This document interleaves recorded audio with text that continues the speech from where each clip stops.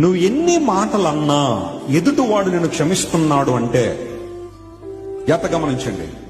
నువ్వు ఎన్ని మాటలన్నా ఎదుటివాడు నిన్ను క్షమిస్తున్నాడు అంటే నువ్వు చాలా ప్రమాదకరమైన స్థితిలో ఉన్నావని గుర్తించాలి. ఎందుకోసం తెలుసా? వాళ్ళు క్షమించిన ప్రతిసారి నీకు వాళ్ళకి మధ్య దేవుని పెట్టేస్తున్నారు. వాళ్ళు they are putting God in between you and the person you are accusing. ప్రతీకారం తీర్చుకునే వాడి కన్నా క్షమించేవాడికి ఎక్కువ భయపడాలంట మనం. ఎందుకోసం తెలుసా? ప్రతీకారం తీర్చుకునేవాడు అప్పటికప్పుడు అయిపోతుంది, ఆ డీల్ అయిపోతుంది. నువ్వు మాట అంటే ఇంకో మాట అనేశారనుకోండి, దానికి అక్కడతో చెల్లు అయిపోయింది. నువ్వు ఒక మాట అన్న మౌనంగా ఉంటాడు చూసారా, అలాంటి వాళ్ళతో చాలా జాగ్రత్తగా ఉండాలి నువ్వు. ఎందుకోసం తెలుసా? వాళ్ళ మౌనం దేవుని తీసుకొచ్చేస్తుంది మధ్యలోకి. వారి పక్షంగా ఎవరు నిలబడిపోతాడు. అందును బట్టే ప్రతీకారం తీర్చుకునేవాడికి ఎవడు భయపడక్కర్లేదండి ప్రపంచంలో. క్షమించే గుణం ఉన్నవాడికి భయపడాలట. ఉందా భయం నీకు? భార్య ఏమంటలేదని చెప్పి ఇష్టానుసారం మాట్లాడ